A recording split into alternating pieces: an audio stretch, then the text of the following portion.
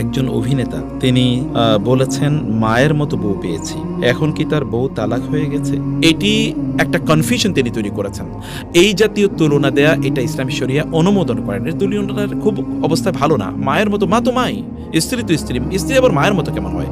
অতএব একজন ব্যক্তি যার প্রজ্ঞা আছে, জ্ঞান আছে, তিনি আসলে সত্যিকার অর্থে প্রজ্ঞাপূর্ণ অথবা শরিয়ার জ্ঞান যার আছে, তিনি এরকম তুলনা কখনোই দেন না যে মায়ের মতো বউ পেয়েছে, মায়ের মতো বউ পেয়েছে, মানে বলবেন বউয়ের মতো বউ পেয়েছে। কোরআনুল কারীমের অত্যন্ত গুরুত্বপূর্ণ একটি সূরা, সূরাটি হলো সূরাতুল মুজাদালা। এটি ৫৮তম সূরা।